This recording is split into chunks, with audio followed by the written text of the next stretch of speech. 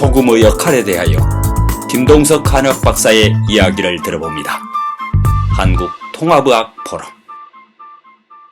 시청자 여러분 안녕하십니까? 힐링캠프 캠프대장 김동석입니다. 오늘은 여러분들과 함께 소금 얘기를 해보겠습니다. 지난주에 MBN에서 이렇게 하는 농신이 간다 소금 편이었는데요.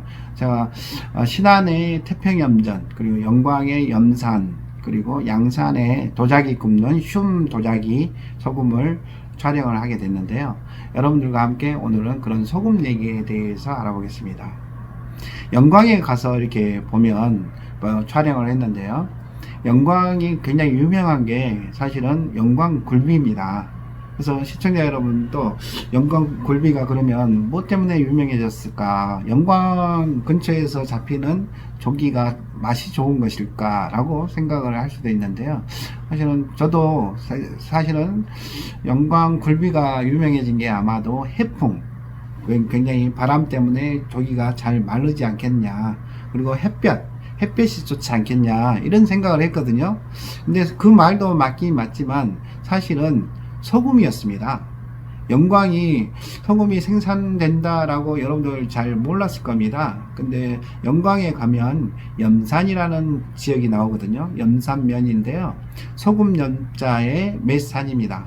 그래서 거기에는 염산면에는 설도항 근처인데요. 칠산 앞바다가 있고요. 거기서 나오는 소금이 산만큼 쌓일 때가 많다 해서 염산이라는 지역 이름이 생기게 된 겁니다. 전국에서 잡히는 조기들이 영광의 염산 앞바다로 다 모이게 된 거죠. 법성포 주위로 해서요. 그래서 영광의 소금을 이용을 해서 이제 간을 했던 거죠.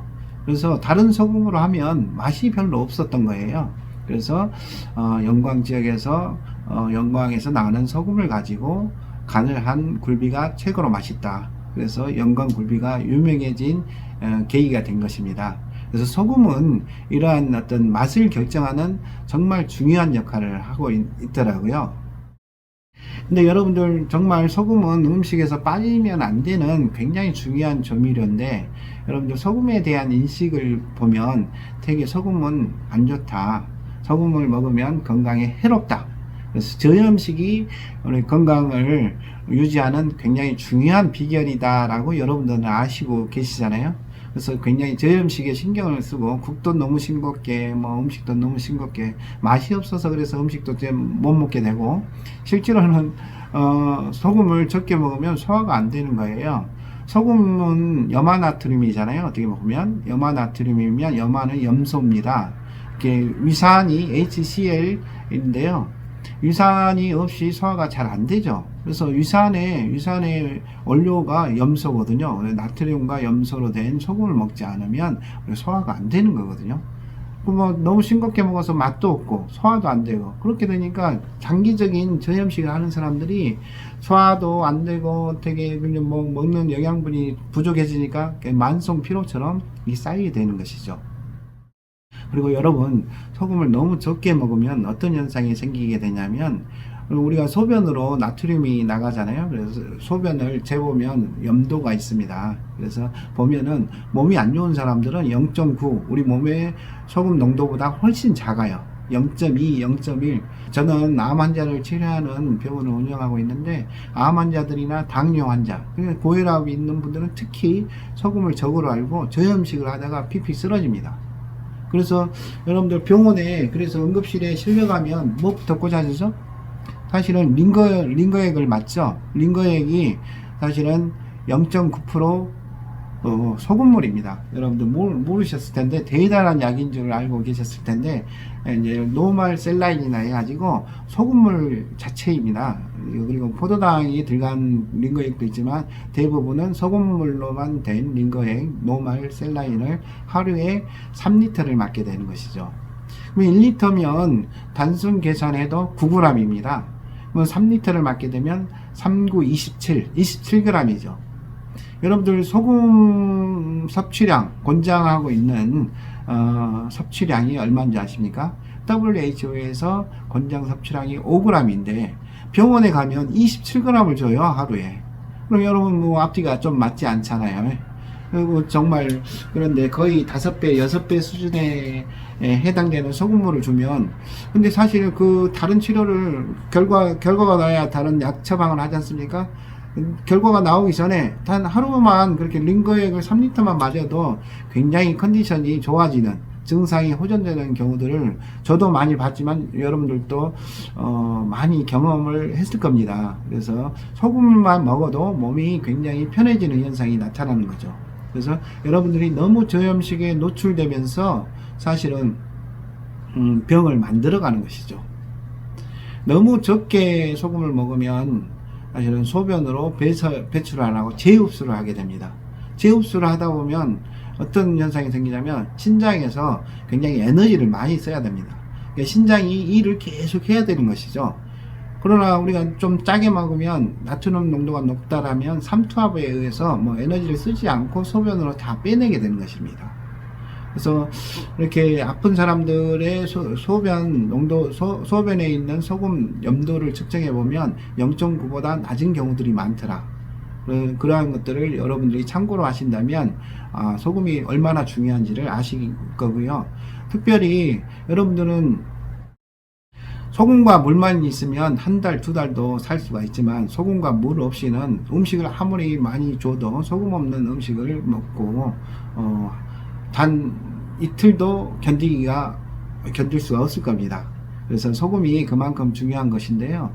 소금에 대한 일화는 여러 가지가 있을 텐데, 예전에 오줌 싸개들 이렇게 하면은 어땠습니까? 어머니들이 채를 이렇게 머리에 둘러쓰고 하고 옆집에 소금을 얻어와라 이렇게 시키거든요. 근데 소금을 얻어오기는 켜녕 오줌 싸개라고 면박만 주고 소금을 뿌려버리죠. 그래서 소금을 얻어갈 수가 없는데, 요즘에는 이제 그런 풍습이 사라졌지만 예전에는 아무튼 소금이 굉장히 귀했습니다. 그래서 작은 금이다에서 소금, 또는 힐소자 하얀 금이다에서 소금이라는 뜻이 있는데요.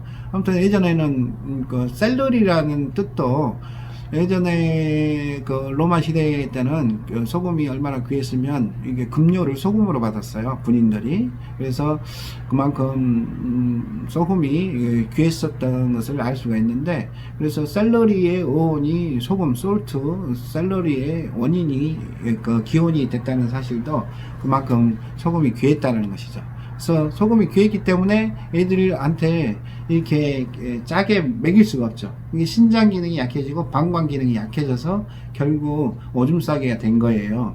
그래서 한의학에서는 짠맛은 신장을 주관하고 신장은 방광과 뼈를 주관한다. 뼈를 튼튼하게 하려면 사실은 짜게 먹어야 됩니다. 칼슘을 많이 먹는 게 아니고 칼슘을 유지해 줄 수 있는, 뼈를 유지해 줄 수 있는 어떠한 성분들이 소금에 들어있는 미네랄 등에 굉장히 많이 들어있죠.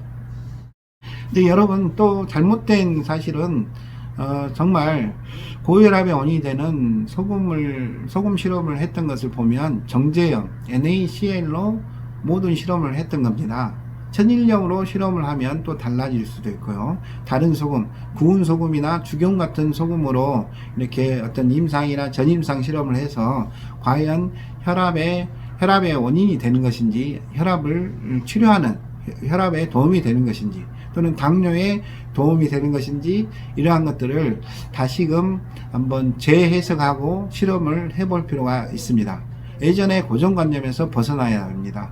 여러분들 이렇게 제 주변에서도 제가 좀 짜게 먹는 것이 좋다, 소금이 적이 아니다 라고 이렇게 얘기를 해줘도 사실은 또 병원에 가면 의사 선생님 말씀이 맞거든요. 또 그래서 또 좀 짜게 먹으면 어때요? 그러면 면박당하기 일쑤죠. 그래서 정말 짜게 먹는 것이 안 좋아 이렇게 하는데, TV를 보면 뭐든지 또 짜게 먹으면 안 된다, 이런 말들이 너무 홍수처럼 나오고 있기 때문에 실질적으로 저염식에 너무 노출되어 있어요.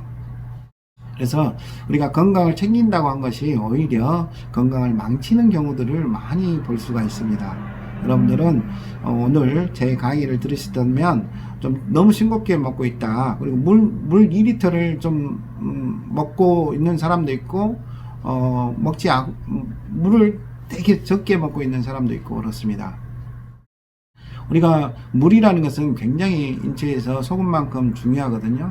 그래서 우리가 물을 하루에 2리터씩 먹는 게 건강에 도움이 된다라는 말을 듣고 정말 2리터씩 먹으려고 하면 사실은 물이 바칩니다. 그렇지만 우리가 좀 음식을 간간하게 먹으면 정말 물을 2리터 자동적으로 먹게 돼요. 여러분들 그런 경험들을 많이 하셨을 거예요. 그래서 짜게 먹으면 우리 염도를 맞추기 위해서 우리 몸이 알아서 갈증 현상을 일으킵니다. 여러분들 술 먹고 나면 무엇부터 찾습니까? 물부터 찾죠. 술을 해독하려면 또 이상한 안 좋은 것들을 먹거나 심리적으로 불안하게 되면 물을 찾아요. 그래서 물이 우리 인체에서 굉장히 중요한 역할을 하고 있다는 사실인데, 현대인과 성인병 환자들의 공통점은 물을 먹지 않습니다. 물을 많이 먹지 않아요. 근데 싱겁게는 먹고 있어요. 좀 뭔가 합리적인 추론이 가능하지 않습니까? 좀 되게 싱겁게 먹기 때문에 소변을 보지를 않아요. 그리고 물이 필요가 없어요. 그러겠죠? 물을 먹으면 우리 몸의 염도가 또 낮아지거든요. 그런 것을 방지하려고 자꾸 소변을 만들어내지 않아요. 근데 물을 많이 먹으면 또 화장실을 많이 가니까 귀찮으니까 물을 안 먹게 되고 또 싱겁게 먹고, 이게 계속 악순환이 되는 거죠. 근데 우리가 어떤 배터리도 다 소모가 되면 다시 교환을 해줘야 하잖아요. 근데 우리 몸속에 있는 나트륨도 교환을 해주는 것이 필요하고, 물도 교환을 해줘서 독소가 우리 몸에 쌓이지 않게 하는 것이 건강의 비결인데, 이 저염식 때문에 계속 악순환의 고리가 되고 있다는 사실 여러분들 명심하시고요. 우리 인간이나 모든 생명체는 근원이 바다입니다. 바닷물의 농도와 그래서 염도가 우리 몸의 염도가 같은 이유이기도 하고요. 근데 우리 몸의 어떤 건강 신호들은, 어떤 생체 반응들은 미세한 전류에 의해서 서로 신호를 주고받고 하게 되는데요. 그 미세한 전류는 다름 아닌 4대 미네랄에 의해서 거의 이루어지고 있습니다. 그 미네랄이 뭔고 하니 나트륨, 마그네슘, 칼륨, 칼슘, 이것이 세포 내와 세포 외에서 왔다 갔다 하면서 전기적인 차이, 전이차가 생기고 전류가 형성이 돼서 우리 몸을 신호를 주고 받고 하면서 면역 체계나 각종 신진대사를 이루어지게 하는 것이죠. 소금에는 이런 마그네슘이나 칼륨, 칼슘, 나트륨 외에도 각종 다른 60여 가지나 되는 각종 광물질, 미네랄이 함유되어 있습니다. 근데 여러분들이 먹는 정제염은 어떻습니까? 정제염은 딱 NaCl, 염화나트륨 딱 두 가지만 있는 것입니다. 그래서 여러분들이 정제염을 먹는다, 같은 소금이다 이렇게 생각을 하실 수 있는데 다른 소금이 되는 것이고요. 여러분들 또 한 가지 제가 얘기를 드릴 것이 있는데, 성분이 같다고 하면 모든 것이 같다라고 생각을 하는 것이 현대의학적인 생각입니다. 소금하면 같은 소금이라고 생각할 수 있고요. 근데 물도 찬물, 더운 물이 성분이 H2O라 같다라고 이렇게 생각을 하거든요.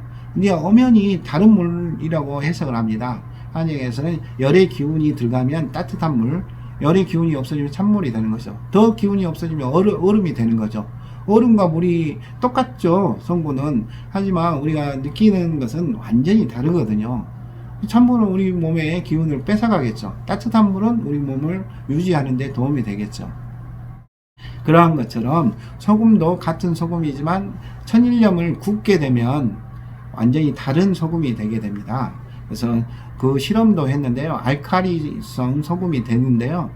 다음 이 시간에 그런 소금의 종류와 그리고 어떤 소금이 좋은지, 언제 생산된 것이 좋은지 이러한 거에 대해서 알아보는 시간을 가질 텐데요. 오늘은 아무튼 저염식이 꼭 건강에 도움이 된다라는 것이 아니라는 거, 그리고 충분한 소금을 먹는 것이 건강에 도움이 된다는 사실을 여러분들이 알아주셨으면 도움이 되겠습니다. 여러분들 젓갈이나 김장김치를 너무 싱겁게 담으면 금방 부패가 되고 먹을 수 없는 상태가 되는 것이죠. 우리 몸도 그렇게 너무 싱겁게 염도가 줄어들게 되면 그런 변질이 생기게 되는 것이죠. 그래서 염증이 생기는 것이 그러한 현상들입니다. 그래서 질병의 원인이 될 수 있는 것이니까 충분한 우리 소금 섭취하는 것이 우리 몸에 도움이 될 수 있다는 거 여러분 꼭 명심하시고요. 오늘은 소금에 대해서 알아보는 시간을 가졌습니다.